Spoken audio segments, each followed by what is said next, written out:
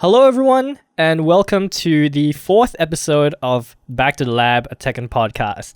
I'm Keith, also known as Duke KC, and my co-host is... I'm Peter Waimau. Yep. And basically, how long has it been since the last episode? It's been 3 weeks, I believe.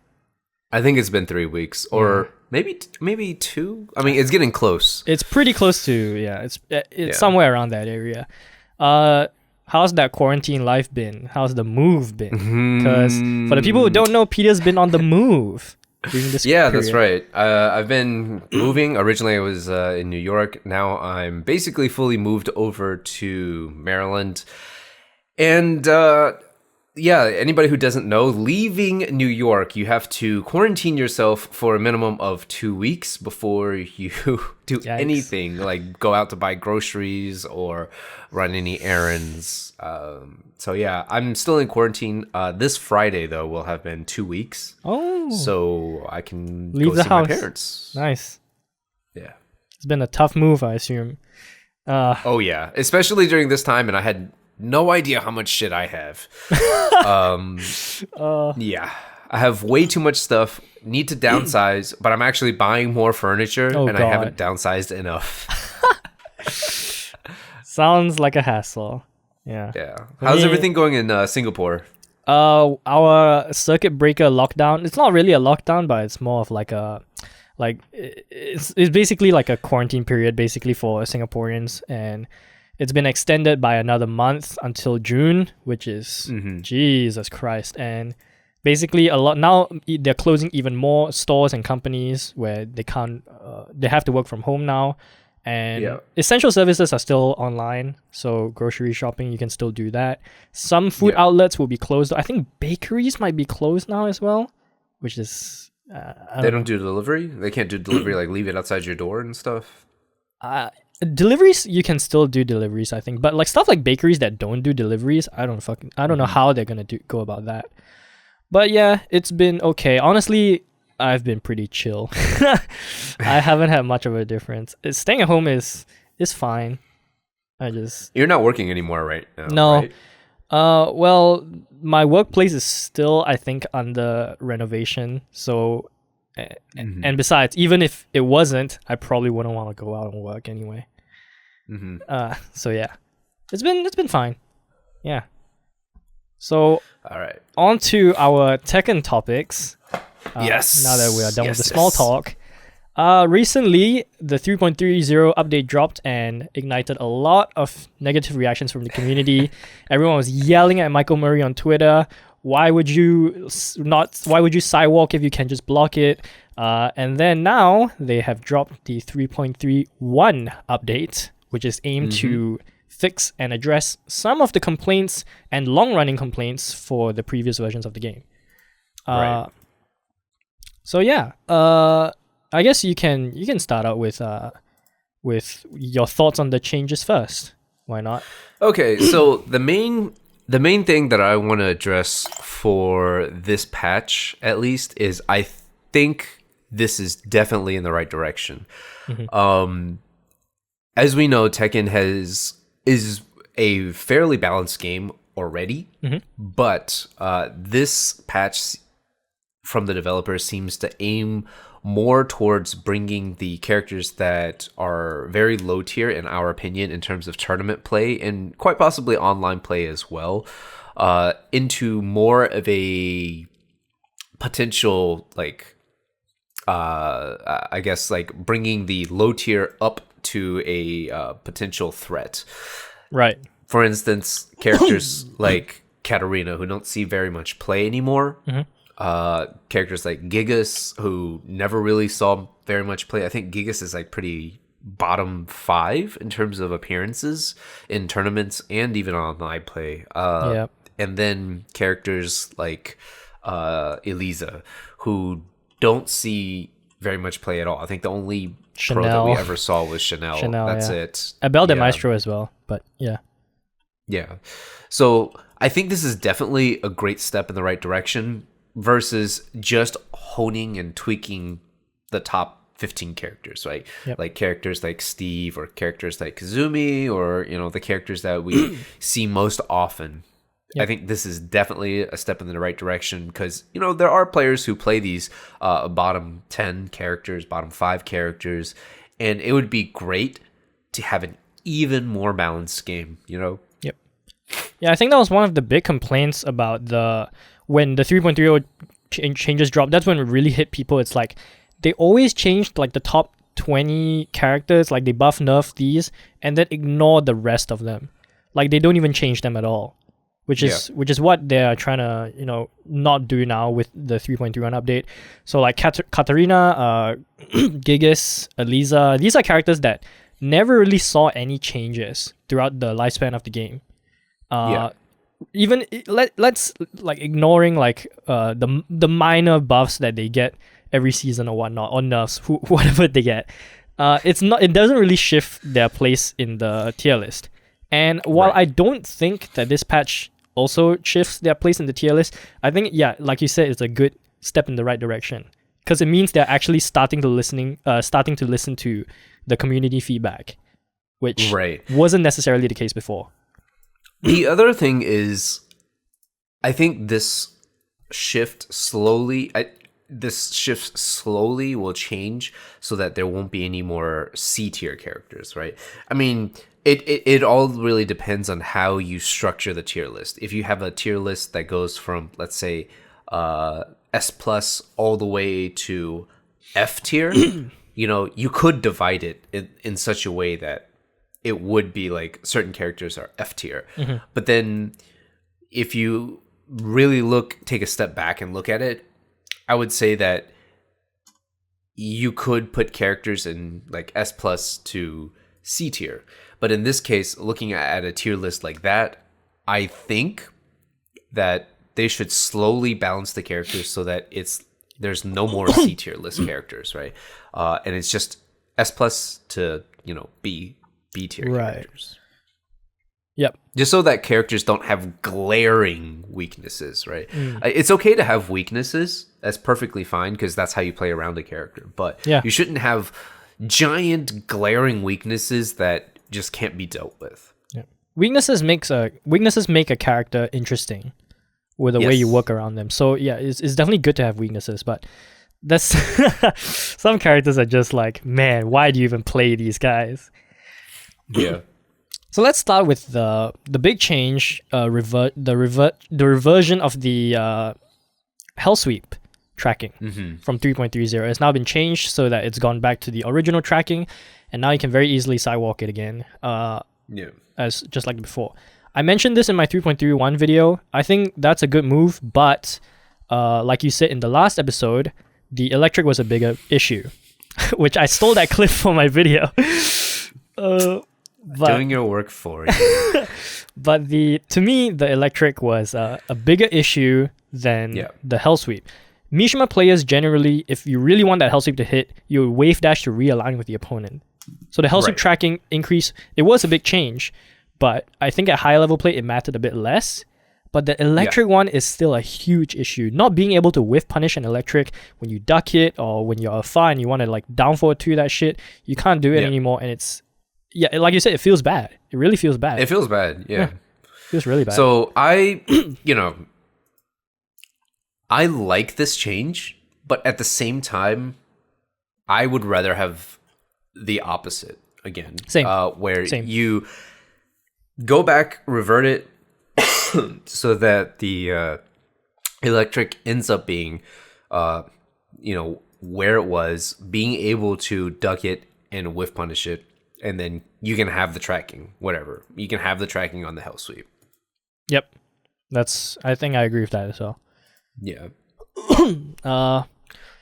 But other than that, I think the Mishimas doesn't really change much, I guess, for this. I think the electric was still a big issue. Hopefully, they will consider reverting that, but we'll have to see how it goes. The big changes, though, were to the buffs to the characters that we consider, for the most part, characters that we consider low tier.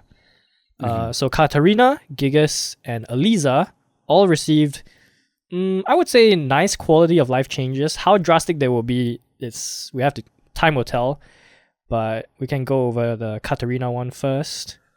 Sure. Her Harrier one is now a knockdown counter hit, which is knocks down on counter hit, which is pretty cool. Yeah. It helps her 4-string for people who try to punish it, because now it's way more rewarding if you do Harrier 1. And then she got minor frame data changes. Her running 3, which is a pretty shit running 3, went from +1 to +5. It's still a shit running 3, but it's slightly better. And I think this is actually very important in some ways, because it just helps bring those types of moves more in line with other people's, right?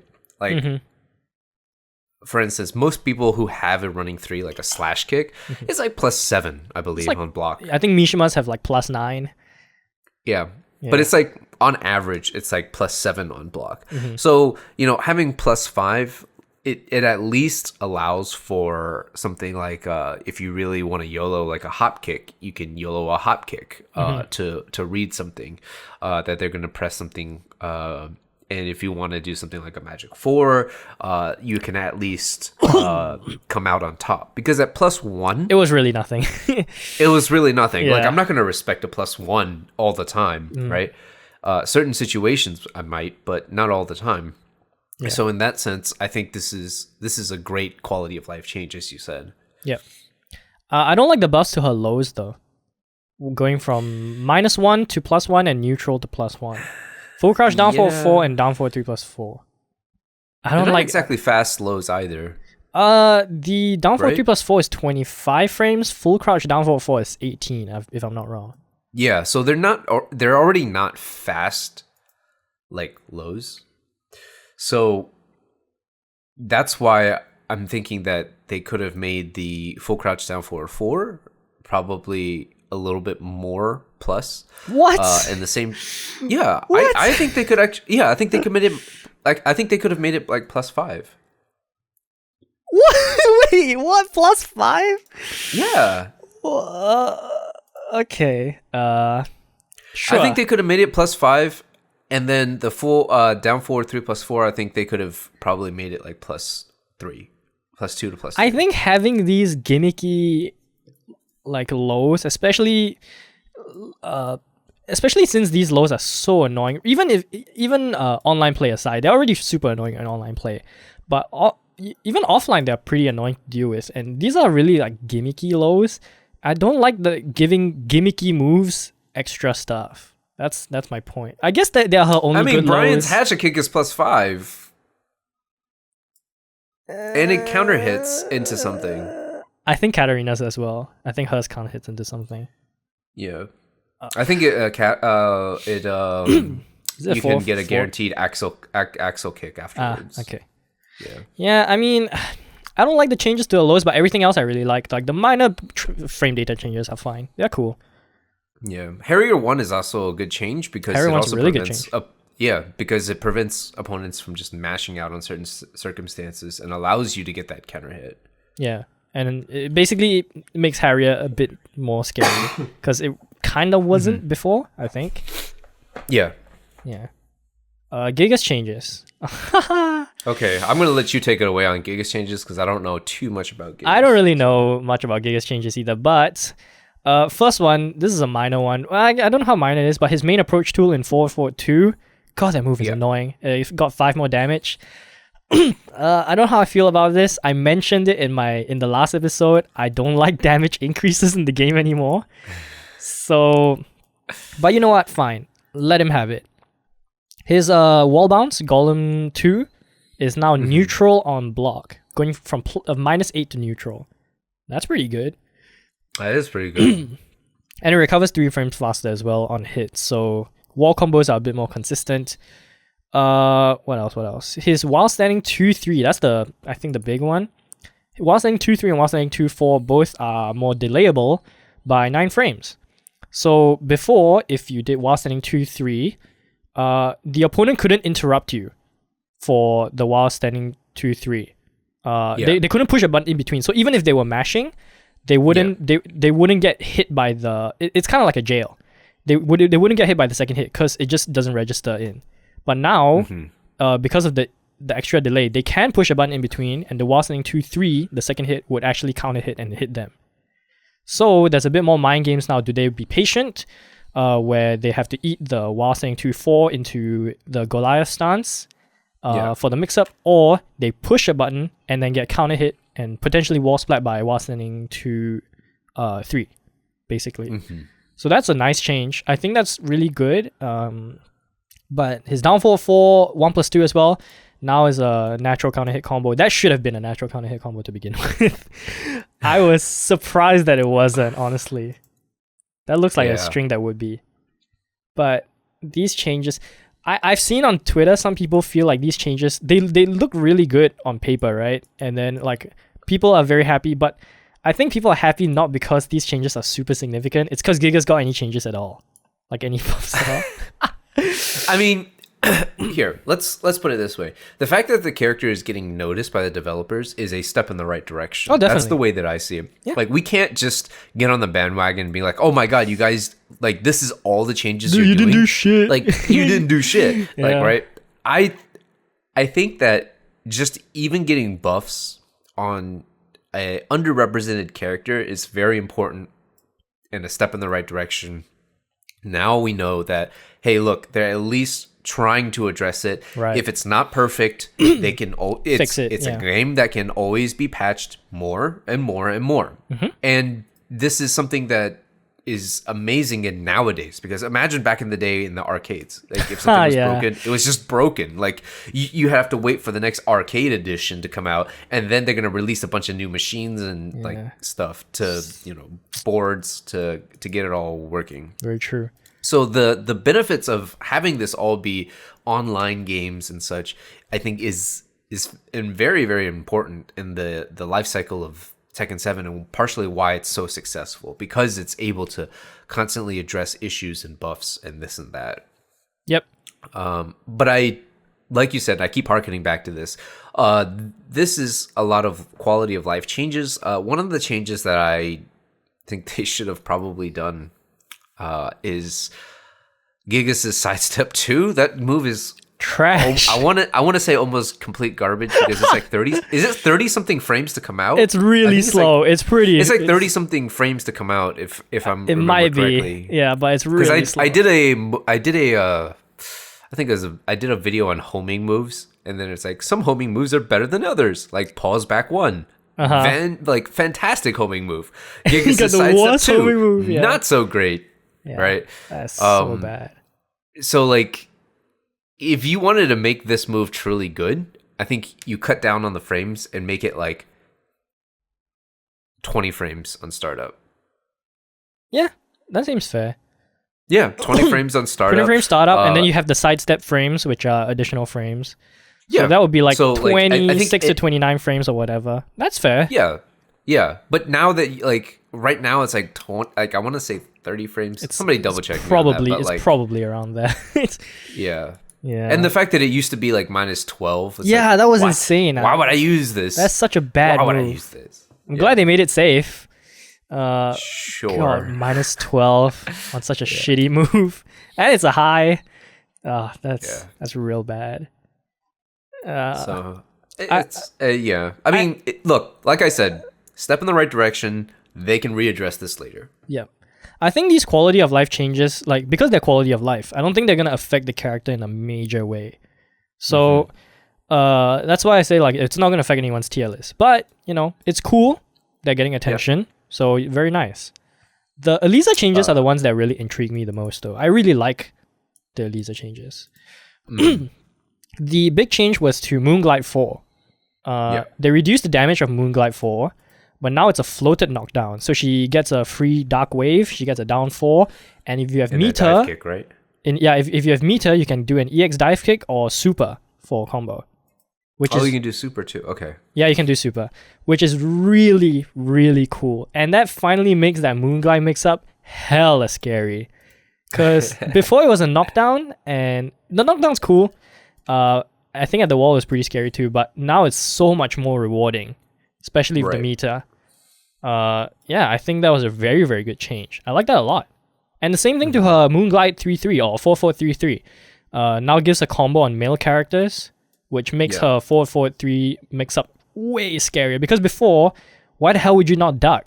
4433 sucked, and 4434 gave a combo that was safe. So of course you would duck that. But now, it's a bit more blurred on whether you should duck it or not. I like the changes. Yeah. That's good, yeah. And then there was the Leroy changes. Oh boy. All right. I guess I'll start this off. So Leroy's down forward 1 got changed. It was originally -1, and now it's -3 on block. Yeah. Right? Fair. And this is completely fair because most characters in the game that have some sort of extension, the first move on block is going to be -3 or -3, or the second move is going to be -3. Like Kazumi's 1-1. Kazumi's 1-1 used to be -1 on block. Down for 1 used to be -1 as well. Down 4-1 also used to be -1, and now it's -3. So completely fair. This should be no surprise to anybody, and anybody who says like this is not fair, shut up. And then they changed the frames from +5 to +3. I kind of think this is a big one. This is excessive. I think this is excessive. I think it should be still +5. Yeah. There's no reason for it to be reduced in frames because it's a down for 1 on hit. Yeah, it's a down for 1 on hit. Yeah. Is there any other generic down for 1 that's +3 only on hit? I don't think so. I'm pretty sure every single one is at least +5. I mean, are you talking about the 13 frame down for ones? Generic 13 frame down for ones. I don't think there's any that's only +3. Is there? I can't think of any off the top of my head because most of them are like +5 to 7. 7, yeah. +5 to +7 for like a down for 1, something like that. So that's a little bit excessive in my opinion. Like there's no reason for it, and I agree. why would you? Yeah, just why? The other thing is changes to down forward 1-4. It went from -6 to -9. That's fine. He still gets a parry though. Like if you jab, I think he can still parry, or maybe you have to do a 12 frame move or a 13 frame before. Yeah, but most parries in the game can also like even at -9, true. Yeah. And then the last change is, I think the last change is the frame advantage from +6 to +3. Yeah. This is also excessive, in my opinion, because he's now committed to this string. Like, you've committed to this string, you've gotten the hits, and now you get less frames. Yeah. Like, what? You can't even get a frame trap with Hermit Forward 1, which is the screw counter hit launcher. Yeah. Yeah. You can't even do that anymore. Yeah. I think so. I agree. It's overboard, like in terms of the nerfs. I understand that they want to nerf the character because it is frustrating to play against Leroy online. Incredibly even annoying offline, dude. Even offline. Yeah, but like down forward 1 and down forward 1-4, like you've committed to the string, and also it's like down forward 1-4, like you're already like -6 or -5 on block or something like that. Before, like, -6 before on block. It just feels bad. I don't mind the block frame changes, but the hit frame changes are a bit much. Yeah. His down forward 4-3 got damage reduction. That's fine. That's for his orbital combo. Because his orbital uses that. But the big one is to his down 2. Oh my god. This one. Yes, this is the biggest hit. So down 2 is probably Leroy's best low, I want to say. I think it's his best low. Do you think maybe down 3 down 3 is also good. Down 3 is really good, but I think down 2 was probably the most annoying one to deal with. It was -12. High crush, fast, big range. It was -12. I thought that was pretty cheap, so I thought they were going to make it -14. They didn't in the last patch, but now they made it -15. And on hit, it's -4 on hit. It's -4 on hit. That's insane. That is nuts. And if they do the full string down to 4, if they delay the 4, you can still launch them. So now there's you can sidestep you can like sidestep it, right? Or I don't know if you can sidestep it, but you can definitely launch them for it if you block the first hit. And basically now there's no incentive to like delay the string, because you're probably gonna get launched if they block the first one. You should probably just rip it out. This is a big one. What do you think about this change? I'm conflicted on this one, to be honest. I don't know where, like, if you want to make it, because now his move is kind of like Fakum Lam's, right? Because Fakum Lam is also like a character where his lows on hit, it's minus on hit. Yeah, minus on hit. Like pretty severely minus on hit, and they start up reasonably fast, and then minus on block, like down 4 is minus 16, yeah, minus 16, down 3 minus 16. So I think they could have made this probably minus 14. Minus 14 is what I thought was going to be. Yeah, minus 14 on block, and then do like a minus 2 on hit. Yeah. That would have been probably a little bit better. I think minus 4 on hit, it's big, but I'm honestly fine with that. But the minus 15 on block one, that was insane. Yeah. I did not see that coming for sure. I think they just saw like all the moves that were being annoying. Down for 1, down for 1/4. His combo damage is still too high off of orbital. Up for 3+4 was really annoying. So they're like, okay, let's target all of these moves and just take them out. Like, just hit them real hard. His up for 3+4, oh yeah, we didn't even talk about that. Went from minus 10 to minus 14. I think this is huge. I think that's fair though. God, up for 3+4 was so annoying, dude. It is. It's so annoying. It is, because you couldn't, like, the extension to it. Yeah. You can't interrupt it. Duck it. You can't duck it. You can't. Yeah. Yeah. And like you can't duck it, and it's the example that I want to bring to light to compare it to is Law's 3+4, right? 3+4 4. 3+4 4 is more or less a balanced move, because you could duck the second hit in the lower ranks if you know they're going to always throw it out, and you can get yourself a nice launcher. Yeah. Right? And then 3+4, if you're playing at the higher ranks, it becomes a mind game now. Yep. Where are they going to finish the string, or are they not going to finish the string? If they're not going to finish the string, you get a 10-frame punish. Yep. But in this case, now up forward 3+4, up forward 3+4 into extension doesn't even give you a combo. No. Right. So, well, like, Law's 3+4 if only the second hit didn't give a combo either. But yeah, it's ballerina spin, yeah, but it's same shit. It's ballerina spin, which is like kind of scary too, because it's hella like plus. Yep. Yeah. I like that you can interrupt it with 10-frame moves though, or 11-frame moves as well, because it trades if you do a 12-frame move in between. So 11-frame to 10-frame moves, you can interrupt it and option select punish it now, basically. Oh, you can sidestep the second hit. Oh, you can? Oh, I guess now it does enough frames for you to. You can sidestep the second hit. Yeah.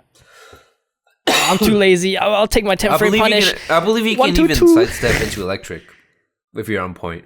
You can sidestep into electric if you're on point. Damn, that would be crazy. Yeah. But yeah, this was a I think up for 3+4 and down 2 were probably like huge changes. Down for 1 is big too, but yeah, I guess all his changes are like just to his key moves that they saw being thrown out a lot, and they just took it. Yeah. Yeah. So the next one I want to talk about is the Fakum Lam one. But before Fakum Lam, you want to talk about the whoring change real quick? Okay, yeah. So his hunting hawk, basically, it had an issue with specifically Fakum Ram, where the full string, the third hit would whiff, even if the first 2 hit. So they decrease the distance between the character and the opponent when the second hit lands, so that now it always hits on Falcon Ram. That's just a bug fix for Falcon Ram specifically, with Hwarang. And and then small stuff with Chloe. 2/2 just frame is easier to do. Increase damage. That's cheap. I don't know why they did that. It was already pretty easy to do. Back one is a counter hit launcher, but it gives back turn combo. It's only one button. You didn't have to do any inputs. Yeah. Back one is now a counter hit launcher again, but it's a back turn combo instead of the original season 1 version, which is a normal counter hit launcher. And down 3+4 is now a natural combo. That's pretty good. Yes. That's hella good. Now she has a actually decent and fairly safe low. But yeah.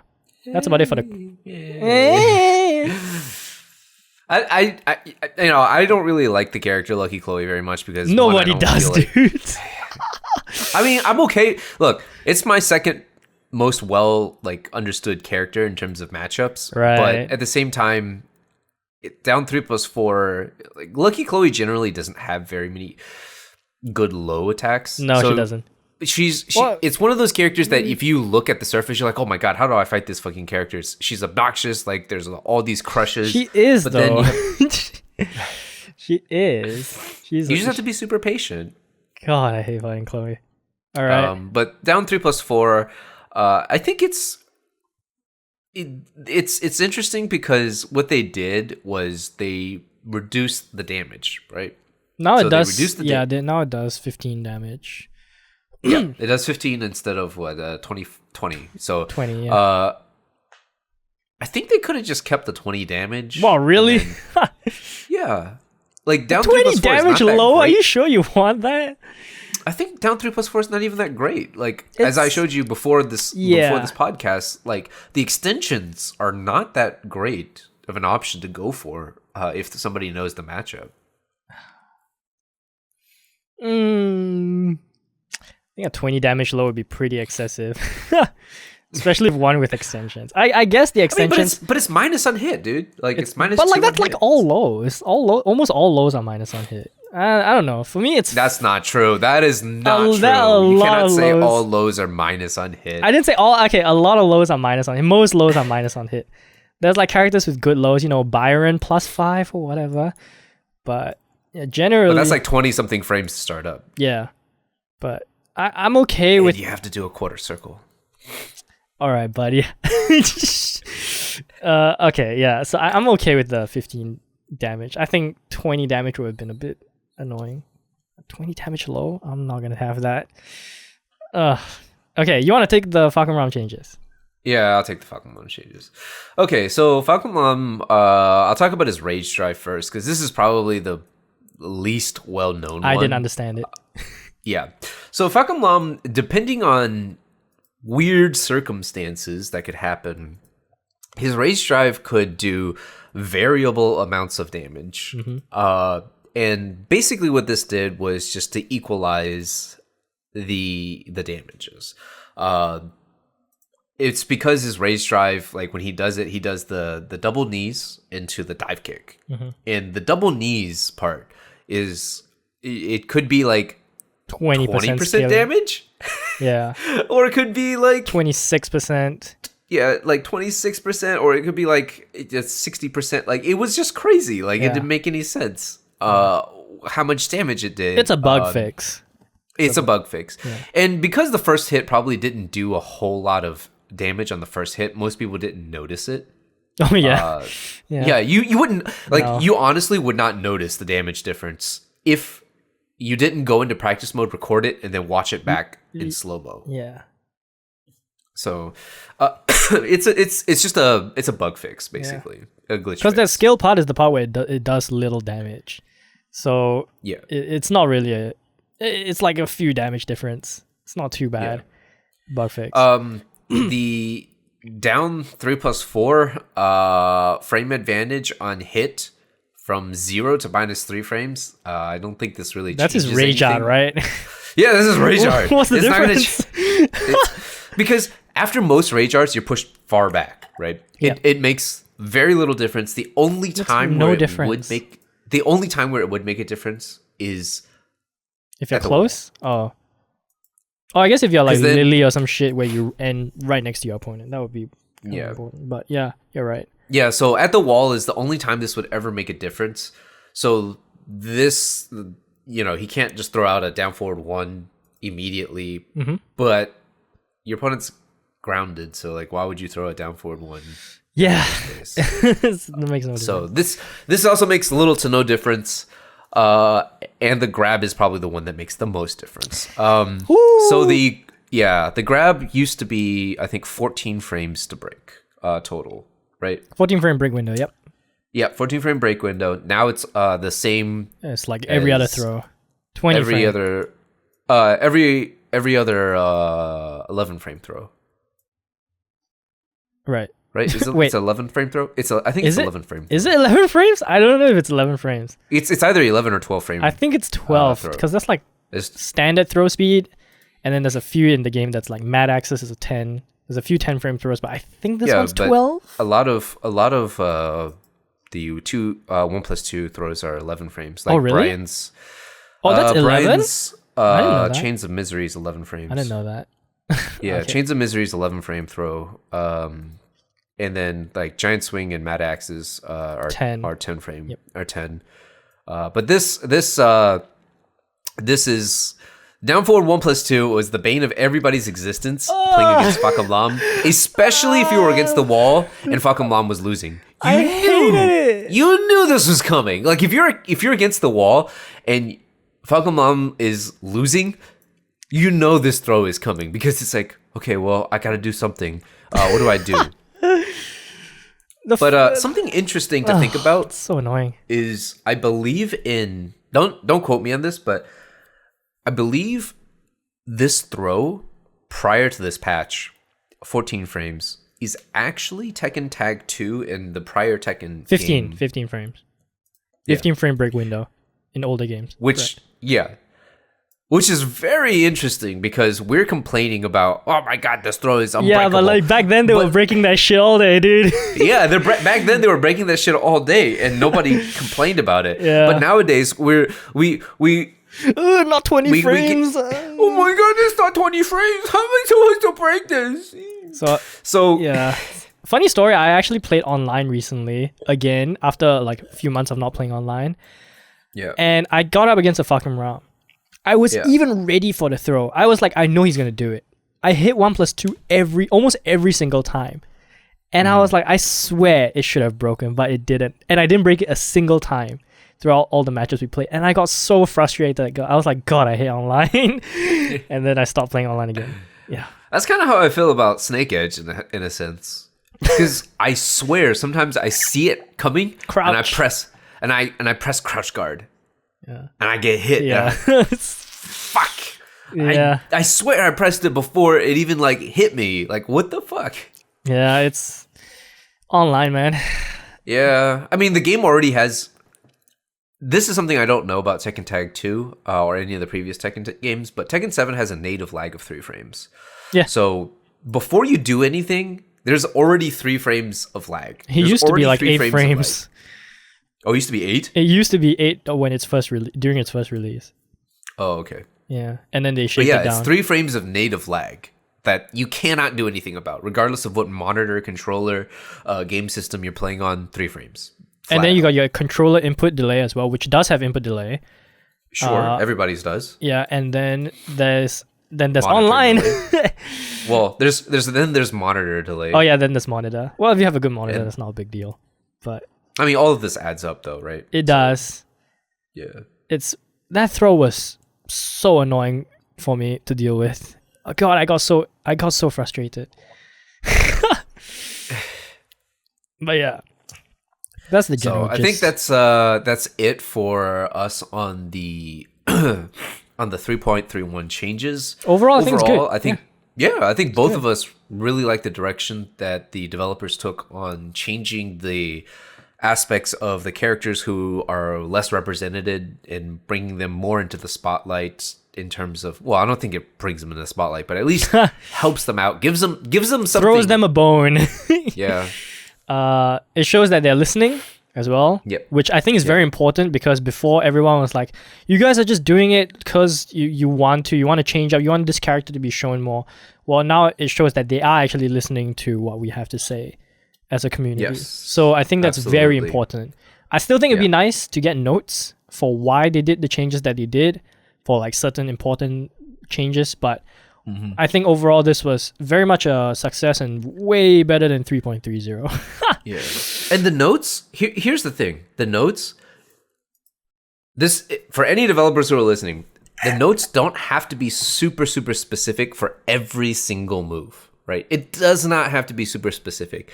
If all you guys want to say is something like all of these balances for Gigas, if all you want to say is want to like looking to make Gigas better and more competitive, That's fine. that's plenty. Like Yeah. that's plenty for that, right? But the other things that are, let's say, things that are more out there that players are kind of scratching their heads, like, why would you do that? Those types of things probably a little bit more of an explanation. But if all you want to say for Gigas is like, oh, we've noticed that the character is very underrepresented in terms of tournaments as well as online play, and we just want to give the character some minor buffs to see how this improves his presence in terms of just representation. That's purely fine. Yeah, that's fine. That just tells us like, hey, okay, they at least know what they're doing and they have reasonings behind it. And it'll be easier if we don't disagree. At least we know why they did it, rather than just being like, you guys doing it for no reason, you know? Yeah. You know what I would really like in the next iteration of Tekken, and this will bring us to the next topic, but the next iteration of Tekken, if Tekken is big enough, I would love for them to have a team dedicated, kind of like you used to play League of Legends, right? Everybody did at some point.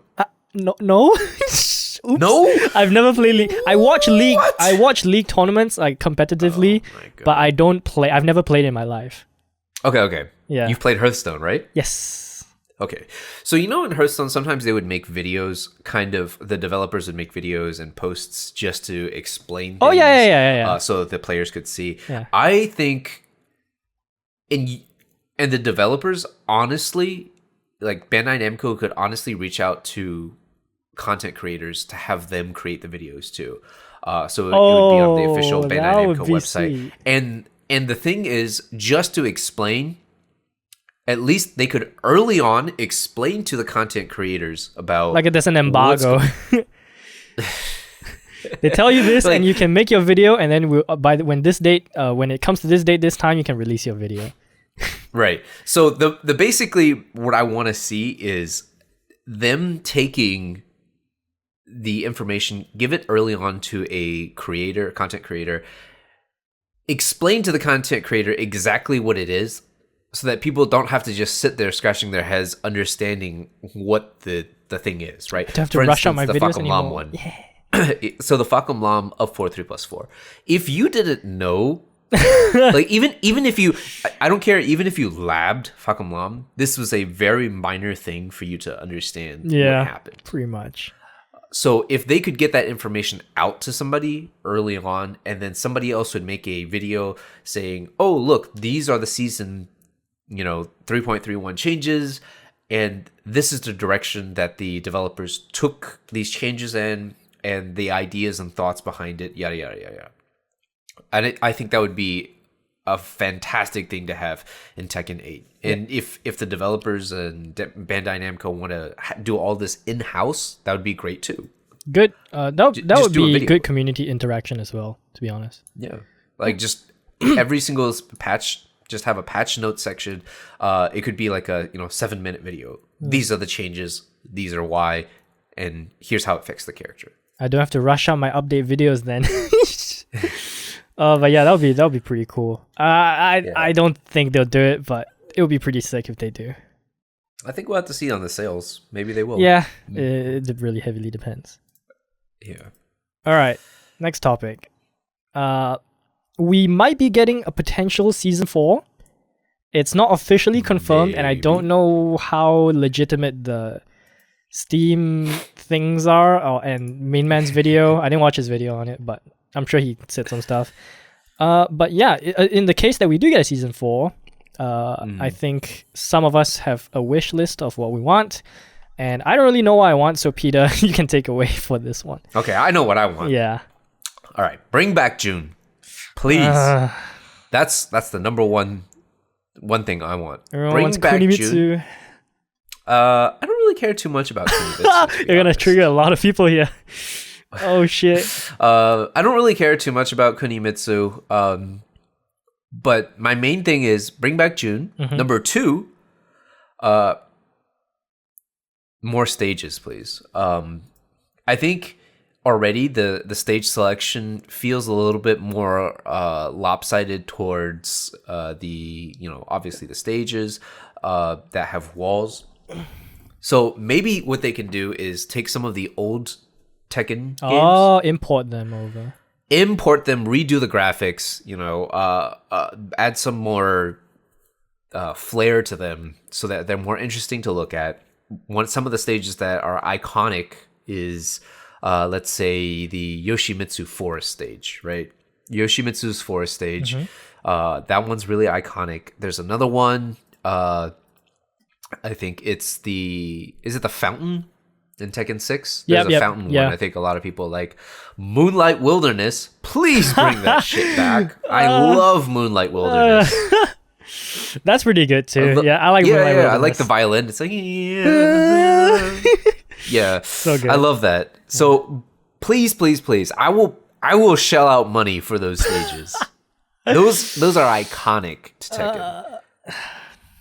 Those are pretty good. I would like more stages as well.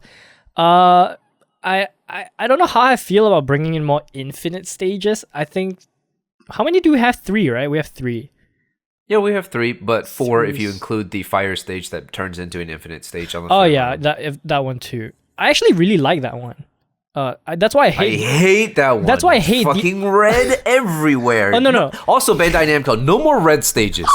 No. Yeah, the stage looks terrible if you don't have mods on. They are so bad. Both of the lava stages are awful on the eyes. And when I'm watching tournaments, because tournaments don't put mods, right? Obviously. So like, I'll go from my game and then I'll go to watch their game. I'm like, oh my god, does it really look that bad? I completely forgot. That's bad. But I really like something like that. The transition from wall to infinite.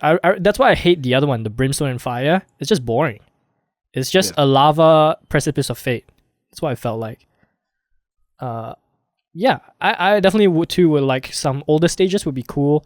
Yeah, that electric fountain, that would be sick. I would love to get that track, Karma. That would be so sick. Yeah. See, here's the thing, right? As Infinite Azure has 2 versions. Yeah. I think Infinite Azure should just be one stage, but you can just toggle on night mode or day mode. Right? Okay. Think about that. It's a stage, but you can toggle on night mode or day mode. Well, we have 2 jungle outposts. We do. And you should just be able to toggle them on day, night, or afternoon, morning, right? So do that. Have a toggle for it, and it's real simple, right? Because when you select a stage, you press the 3 button to select the stage. And you can make it like the character customization. Yeah. Pick which one. Yeah. Okay. I get what you mean. Yeah. Yeah. That's and so then we have room for the another infinite stage then. Yeah. All right. Yeah. I like that. Yeah. Okay. And also like just having more variety on stages, especially for people who've been playing a while, you kind of get tired of the same old stages.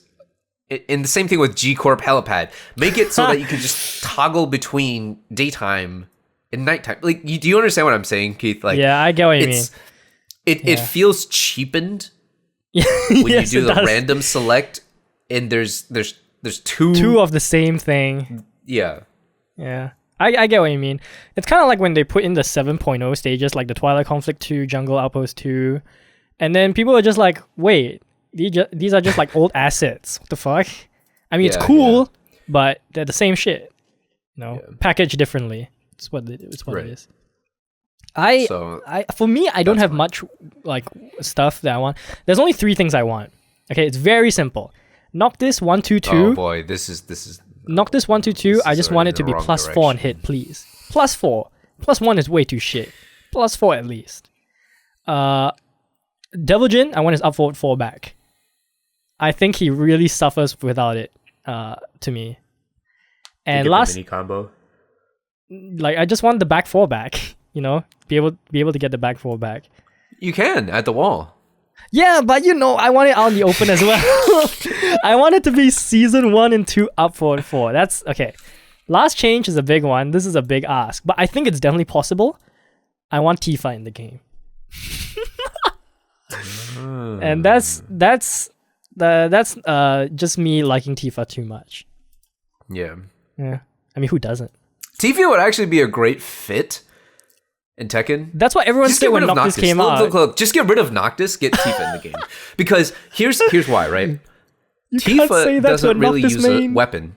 Oh yeah, she does. Tifa's not a weapon expert. She's a martial arts. Yeah. Yeah, she's a fighting game, fighting hand-to-hand combat character, and I think that would be amazing. When Noctis was first announced, and everyone was like, "Wait, isn't Tifa like a way better fit?" And you know what? Yeah, I agree. Yeah, you should agree. Yeah, I mean, I like playing Noctis a lot. His down forward 2 is the only move that keeps me playing him. But I would love to see Tifa. Of all the moves, you choose down forward 2. Interesting. Down forward 2 is really what? Wait. No, down forward 2 is good. Yeah, it's really good. 2 is good, but 4 for 1 plus 2 as well. Those two are like the two moves that keep me there. But I think 4 for 1 plus 2, yeah. 4 for 1 plus 2 is hella good. But Tifa, I think she would not only would she fit really well. I think there's a lot of people that like her enough where they would actually buy Tekken 7 to play her. So I think it'd be good for the game as well in terms of sales. I genuinely think that people would buy Tekken for Tifa. Like no cap. I actually think Tifa would be one of the best DLC characters that gets sold. Yes. She would better overtake than Armor King Geese. right away. And overtake Geese and Armor King. Easy. Yeah. I think she would. She's a popular enough character because people love her personality. So and just buff the shit out of her in the beginning. Just in the beginning, just buff the shit out of her. Down for 1 plus 12 on give her the Leroy treatment.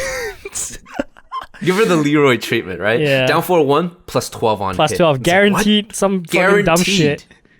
Yeah. Down for 1 doesn't even have a string attached. Down for 1 on its own, guaranteed. Yeah. She would be pretty sick. I think with the recent Final Fantasy VII being big and all, it's definitely possible, I think. And since Square has collaborated with Namco for Noctis, they could do it again, easily, I think. Why not? Yeah, why not? What other characters from Final Fantasy VII would you like to see? I would say Cloud, but he's already in Smash. So I think Aerith would be a bad choice. Aerith would be a terrible choice. Barret would also be a bad choice. You know what? Fuck you. I'm going to say Marlene. Really? Let me see the kid. No, I'm kidding. Mugamog? It's really hard to say. It'd be like a Bears character. It'd be like a Bears character. I feel like Tifa's like the best fit, honestly. She really is the best fit from a Final Fantasy franchise. She'd be sick, dude. Tifa, chef's kiss. So good. Great design. Great personality. Good looks. All around great. Yes. Enough people love her where they would buy the game for her. I would love to see Tifa. Hopefully, and I would like for her to be... I don't like the DLC characters being too... Like, the guest DLC characters being too good, because, the Akuma Geese shit, where basically everyone was like, ugh, guest characters. So, I like her to be, like, upper mid-tier. That would be pretty sick. I feel like nobody's complained about Noctis in a long time, after they nerfed his down back 1 plus 2 and down back 2. Yeah. I like Noctis where he is. He's not good enough where people will complain about him. But he's... Well, here's the thing. Before the changes, down back 2 Delta Thrust was a pain in the ass to deal with. It was. Because online, yes, it is quote unquote reactable. Sort of, yeah. It's like on the brink of it. That's like why I say quote unquote. Like, it's reactable, but online that shit is unreactable. No way. And certain characters don't get a proper while standing punish because their arms are just too tiny, right? Like, if you get down back 2 on Kazumi, good luck trying to while standing punish. No, she can while standing too. She can while standing too, that shit. Even at max range? Hwa Sling 2 has great range. And also, down back 2 is one of those lowest where if you block it, it kind of pulls Noctis in. It's not like I know that some tip characters range have is like, issues. I know that some character, like maybe Jin, might have issues. Maybe, yeah. Jin maybe might have issues. I have tried it with Jin though. I don't think it's a big problem for Jin. But yeah, after they decrease the range of that shit, decrease the tracking, Noctis has reached that point where he's not good enough where people complain about him being a guest character that's too good. But he's not weak where he's like, oh, please give Noctis buffs. So I like where he is, actually. Yeah. Yeah. And I just want Tifa to be like, I don't know, A tier Tifa. Why not? Right? Mm-hmm. Can't be too hard to bring in Tifa. God, I love Tifa. Oh, she's so good. Any other things you want? I don't really have much things I want for season 4, if it even comes. I mean, I don't want to talk about like frame data changes too much about season 4 because that's a whole new can of worms. But true. Quarter circle back 3 plus 8. Knocks down on a regular hit. Knocks down on a regular hit. Launches on counter hit now. Wait, that's 7.0. Yeah, that's So I don't know. I honestly think that we have enough characters in the game. We shouldn't introduce too many characters. But let's introduce more stages. We got so many characters, dude. We got too many characters.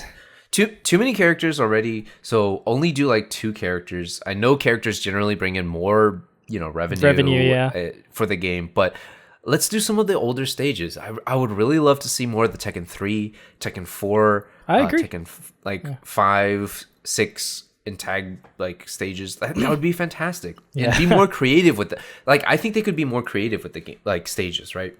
Yeah. I think they could do a wall break, and then after a wall break, you have to like turn, right? Maybe it's like an L-shaped stage.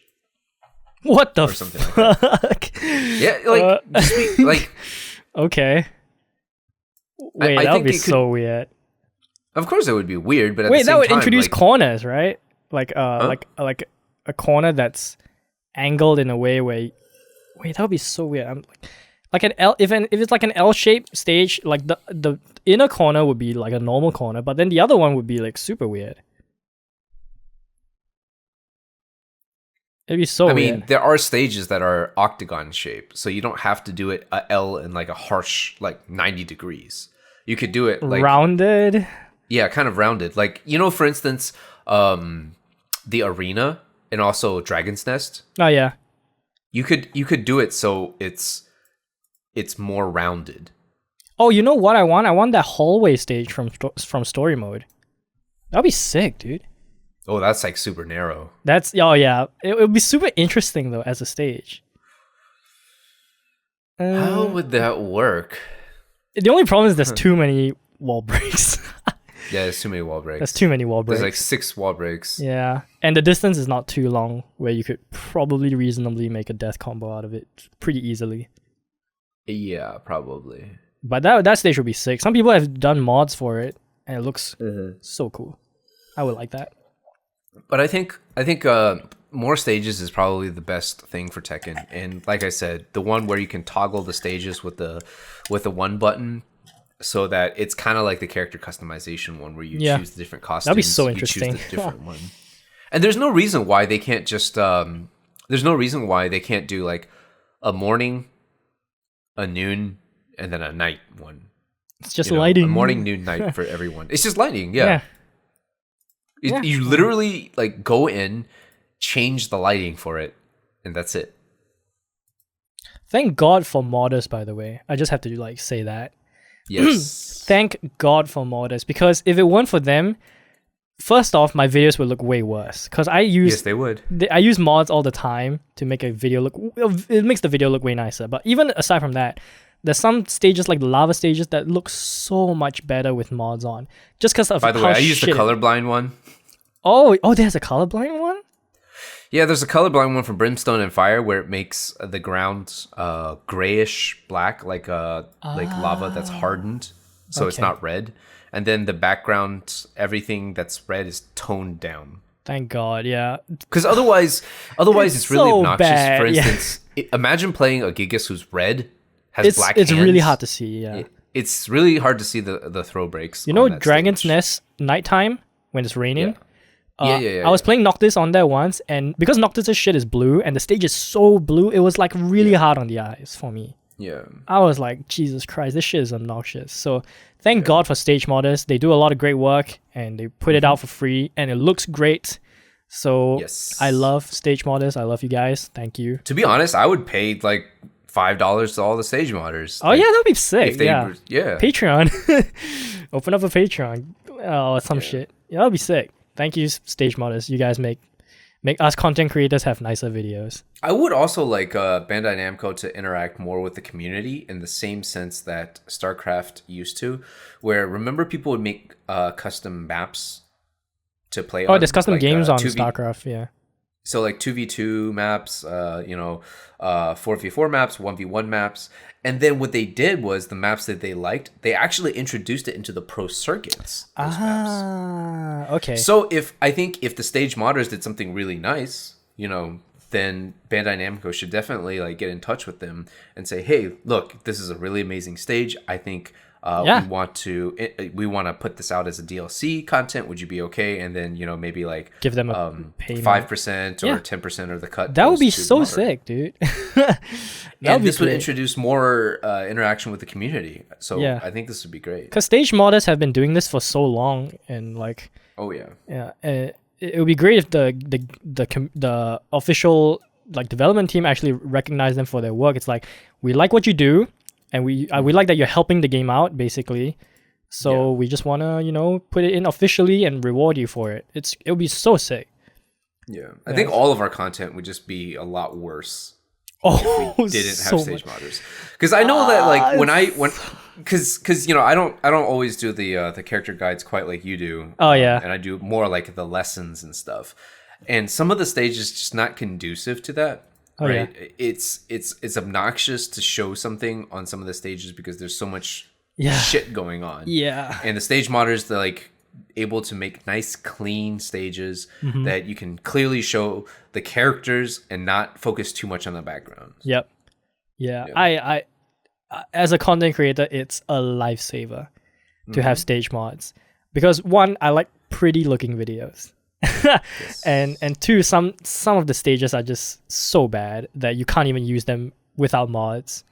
It's like like I have a mod for Devil's Pit, which is called Galaxy's Pit, and it looks so good.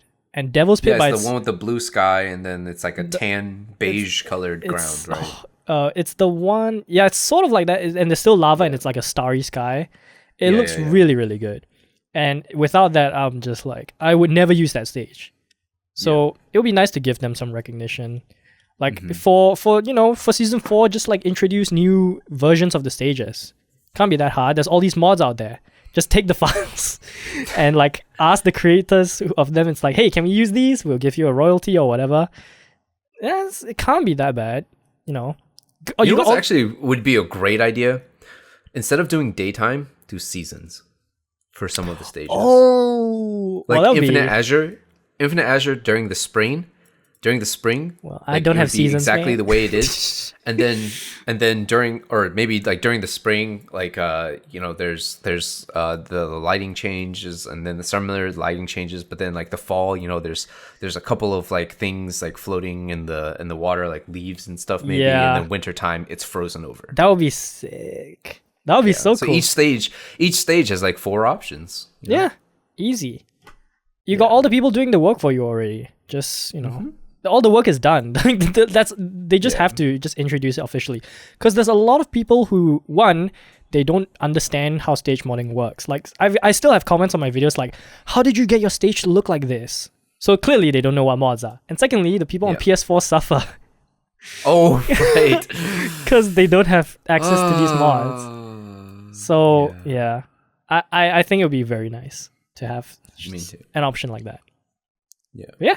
That's all I have, honestly. Yeah. I think that's about it for this episode. Yeah, it's a shorter episode than the last 2 or last 3. I mean, it's already an hour, but yes. Generally, we try and aim for an hour, but usually we go to like an hour 20, hour 15. This time we're roughly around an hour. So if you guys enjoyed the episode, of course, follow both of us on YouTube, Twitter. We make content and stuff. Links to our socials will be in the description if you're watching the video version of this. If you're on the audio version, you can find it's not going to be in the show notes. You can just find it in the description of the video version. You can just go look up the video version on YouTube and you'll find it. And you can follow all of us if you aren't already, of course. Peter, any last words to say if you want to? No, I think that's about it. Yeah. Make sure to check out all of our contents on both of our YouTube channels, and you can reach us on Twitter as well. And our Discord servers as well. Right. Absolutely. All right. Thanks everyone for listening. All right. Take care, everybody. Bye. Bye.